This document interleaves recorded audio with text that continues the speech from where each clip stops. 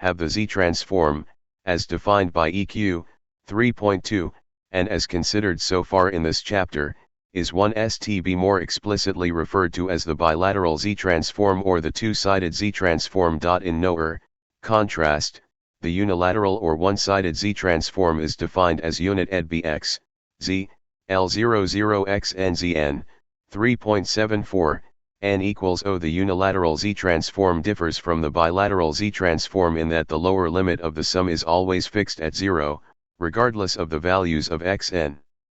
For nLt, if xn equals 0 for nLt 0, the unilateral and bilateral Z transforms are identical, whereas, if xn is not 0 for all nLt 0, they will be different. A simple example illustrates this. Ideable example 3.22 unilateral transform of an impulse tLyByt, and suppose that xln equals sin.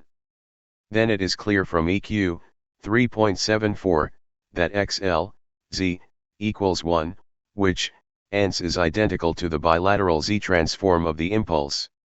However, consider x2n. On as Sn plus ij equals xlln plus 1. This time using EQ 3.74, we find that x2, z, 0, whereas the 11 the bilateral Z transform would be x2, z, zx1, z, z 3.66, because the unilateral transform in effect ignores any left-sided part. The properties of the rock of the unilateral Z transform will be the same as those of the bilateral transform of a right-sided sequence obtained by assuming that the sequence values are 0 for nLto. That is, the rock for all unilateral Z transforms will be of the form IZGTRR, and for rational unilateral Z transforms, the boundary of the rock will be 3.71, defined by the pole that is farthest from the origin of the Z-plane. In digital signal processing applications, difference equations of the form of 3.72, EQ 3.66, are generally employed with initial rest conditions. However, in some situations, non-initial rest conditions may occur. In such cases, the linearity and time-shifting properties of the unilateral Z transform are particularly useful tools. The linearity prop 3.73, ERD is identical to that of the bilateral Z transform, property 1 in table 3.2. The time shifting property is different in the unilateral case because the lower limit in the unilateral transform definition is fixed at 0.